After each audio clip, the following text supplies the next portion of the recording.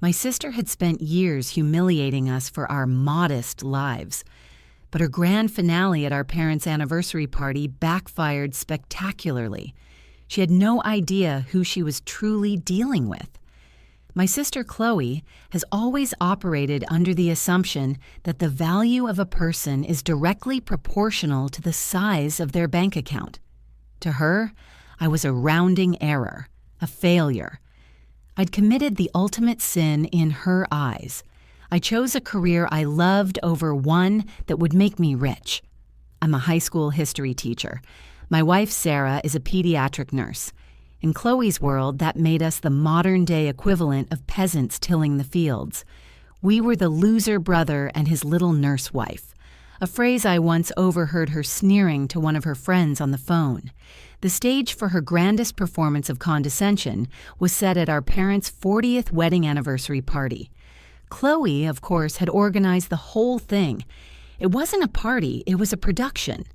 Hosted at a ridiculously expensive country club that probably cost more for one night than our mortgage for a year, it was a testament to her husband David's success as a hedge fund manager. Chloe floated through the room in a silk dress that shimmered under the chandeliers, a glass of champagne permanently attached to her hand, her voice a high-pitched instrument of feigned sincerity. Sarah and I felt like we were visiting a foreign country. We'd bought new outfits, but next to the designer labels and tailored suits, we might as well have been wearing sackcloth. Sarah, bless her heart, was trying her best. She was making small talk with ancient aunts and laughing at our dad's terrible jokes. But I could see the fatigue behind her smile. She'd just come off a brutal 12-hour shift, one where she'd spent most of the night holding the hand of a terrified 6-year-old with pneumonia. She was a hero in my eyes, a literal saver of lives. But here, in this gilded cage, her worn-out running shoes and the faint scent of antiseptic clinging to her somehow made her less than. Chloe made sure to remind us of our station with a series of thinly veiled insults disguised as pleasantries. "Oh, Mark, it's so quaint that you still drive that little Honda," she'd said, loud enough for a nearby table to hear. "So responsible." Later, she cornered Sarah by the catering table. "Sarah, you look exhausted, sweetie. Those hospital shifts must be just dreadful. I simply couldn't imagine working such grueling hours for, well, you know." She let the sentence hang in the air. The next to nothing implied so heavily it was practically vibrating.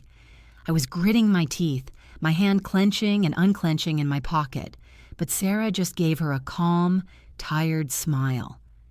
"It's rewarding work, Chloe. Some things are more important than the hours."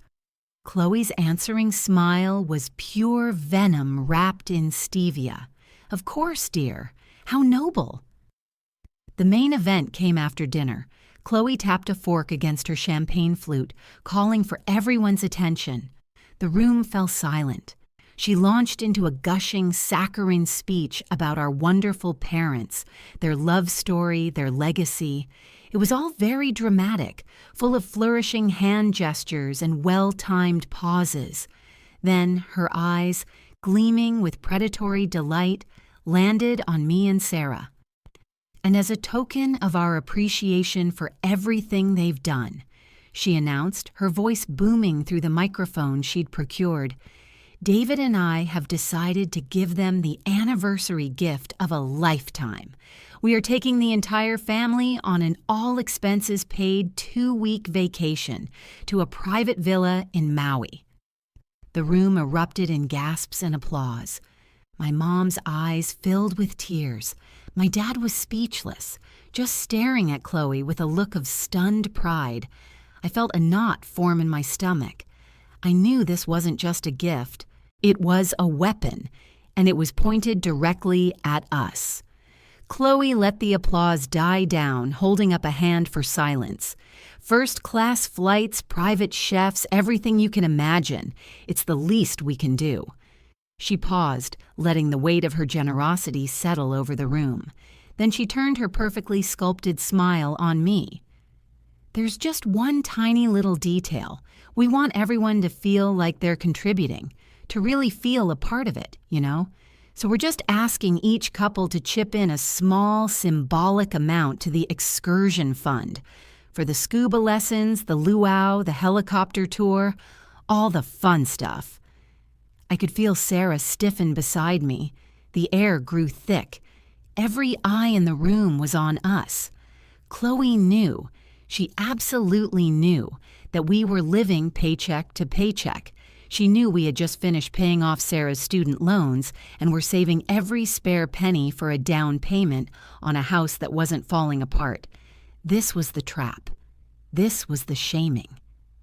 So, Chloe continued, her voice dripping with faux sweetness as she twisted the knife, we figured a fair contribution, just to have a little skin in the game, would be $5,000 per couple.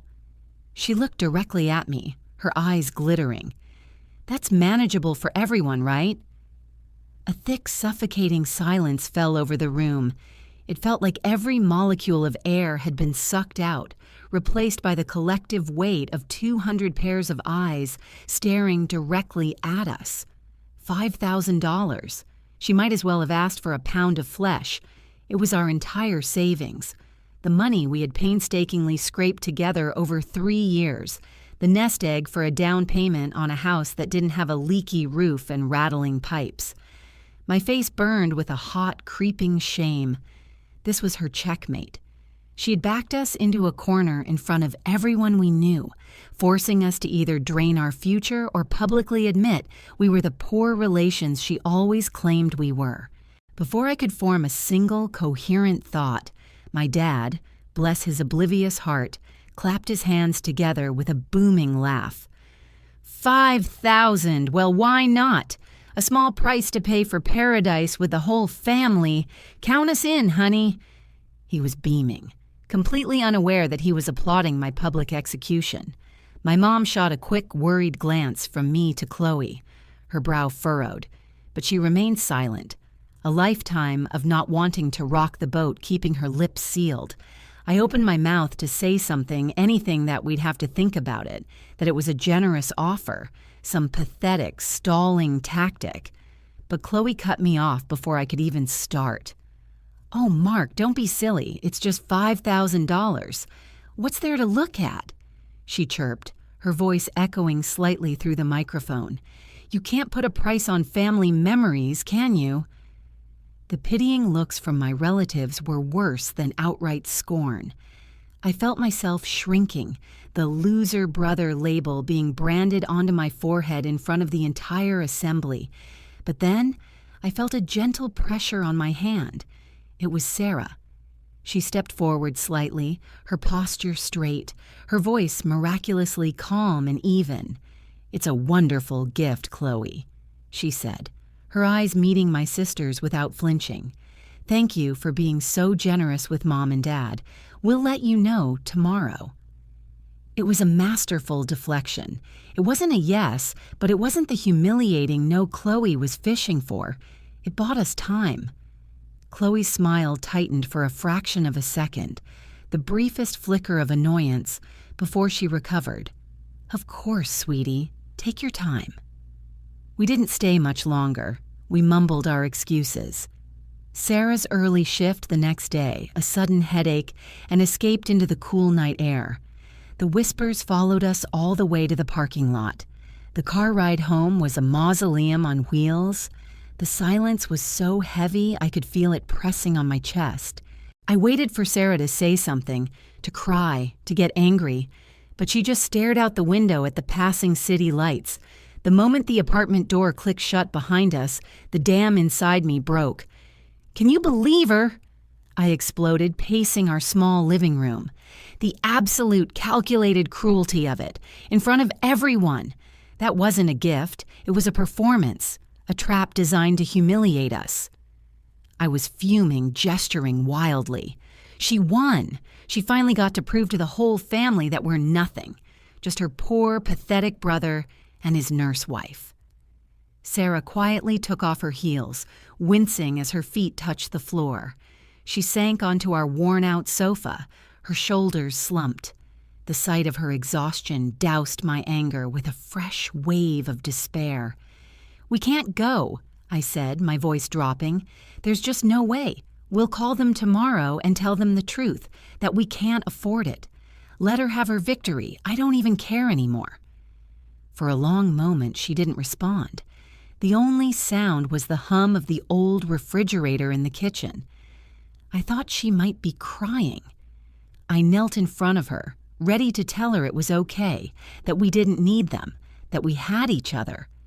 But when she looked up, her eyes weren't filled with tears.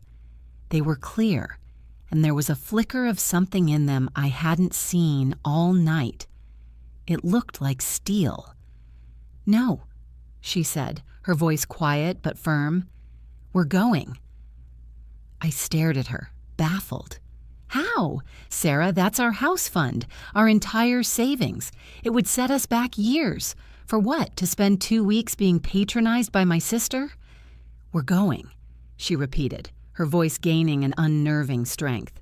"And we're going to pay her the $5,000. And we're going to give it to her in cash." I was completely lost. Where are we supposed to get $5,000 in cash? Rob a bank? She didn't smile. Instead, she stood up and walked over to her work tote bag, the one she'd unceremoniously dropped by the door when we came in. She pulled out her beat-up work laptop, sat back down, and opened it. The screen cast a blue glow on her determined face. "What are you doing?" I asked, my frustration mounting. "Budgeting isn't going to magically make money appear." She didn't answer. She just clicked a few times and then turned the laptop to face me. On the screen was a hospital-wide email memo. The subject line read, "Announcing the 2023 Nightingale Award for Patient Care Innovation." My eyes scanned the text, a blur of corporate jargon and congratulations. Then I saw her name, and next to it, a number. My brain stalled. I read it again and then a third time, sure I was misunderstanding. It wasn't a typo. "They announced it this afternoon," Sarah said, her voice perfectly level, her eyes locked on mine. "Just before I left to get ready for the party." She pointed a single steady finger at the screen. "That's a bonus, Mark, for the new triage protocol I designed for the pediatric ER." I looked from her face to the screen and back again. The number next to her name wasn't $5,000. It was $50,000. I stared at the screen, the number shimmering in the dim light of our living room. $50,000. The word swam in my head. A bonus. For her protocol. For something she had created out of her own intelligence and compassion. A system designed to get the sickest children help faster. While Chloe was planning a party to showcase her husband's wealth, my wife was literally saving lives and being recognized for it in a way I couldn't have imagined. All my anger, all my shame from the party evaporated and was replaced by a tidal wave of pride so immense it almost knocked the wind out of me. "Sarah," I breathed, my voice thick with emotion. "Why didn't you say anything?" She finally broke her stoic expression and let out a long, weary sigh, a small smile playing on her lips. "I was going to tell you tonight, after the party. I wanted to surprise you. You know, pop a bottle of that cheap Prosecco we save for special occasions and dream about which houses we could actually afford now." But then, Chloe did her thing, and I got an idea. Her smile widened, and that glint of steel in her eyes returned, sharper than ever. A much, much better idea. The next morning, I drove Sarah to the bank as soon as it opened. She walked in with her award letter and walked out 30 minutes later with a thick, crisp envelope. The rest of the day was a blur of adrenaline. We booked our own flights to Maui upgraded to first class. We didn't need Chloe's charity. We sent a polite email to my parents, letting them know we'd be meeting them there and that our flight details were slightly different. We kept it vague. The trap had been set for us, but now we were setting one of our own. 2 weeks later, we walked into the lobby of the spectacular Maui resort. Chloe, David, and my parents were already there, sipping cocktails on a breezy lanai overlooking the ocean. Chloe's eyes widened in surprise when she saw us. "Mark, Sarah, you made it. I didn't get your flight information. I was starting to worry." "We handled it ourselves," I said cheerfully, giving my mom and dad a hug. "Wouldn't want to put you out." Chloe's smile was a little strained. "Well, good. Now, about that excursion fund, I need to pay the vendors. Do you have the contribution?" She said the word with a slight sneer, as if expecting us to hand over a crumpled check. This was the moment. I could feel my heart pounding against my ribs. Sarah, serene as a summer lake, stepped forward. She reached into her handbag and pulled out the thick white envelope. She didn't just hand it to Chloe. She held it out, forcing my sister to take it. "Here you go, Chloe," Sarah said, her voice clear and carrying across the lanai. $5,000. Cash. Chloe's jaw went slack. She took the envelope, her perfectly manicured fingers fumbling with the weight of it. She peeked inside. Her eyes widened, the color draining from her face as she saw the stacks of pristine $100 bills. This wasn't the scene she had envisioned. This wasn't the picture of the poor, struggling relations scraping together their last pennies. This was a power move, and she knew it.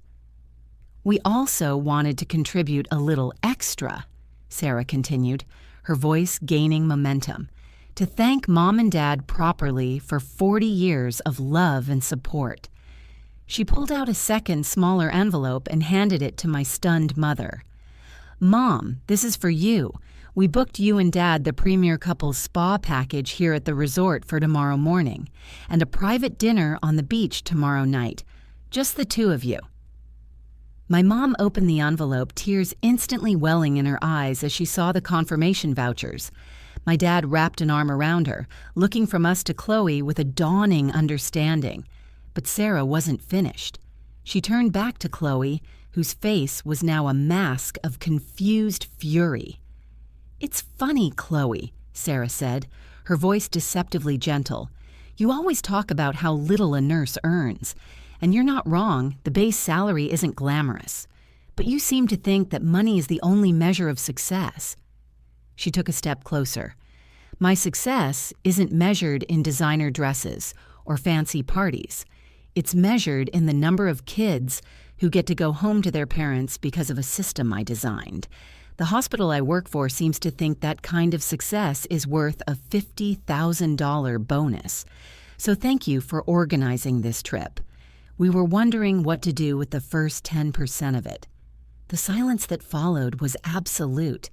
You could have heard a plumeria petal drop on the grass. David stared into his Mai Tai as if it held the secrets to the universe. My dad was grinning from ear to ear. My mom was openly crying, but this time they were tears of pure joy and pride. Chloe just stood there, clutching the envelope of cash, her mouth opening and closing like a fish. She had wanted to shame us, to put us on display as failures.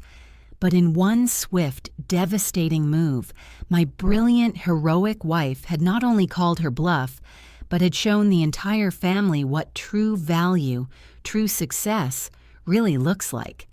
For the rest of that vacation, Chloe was strangely quiet.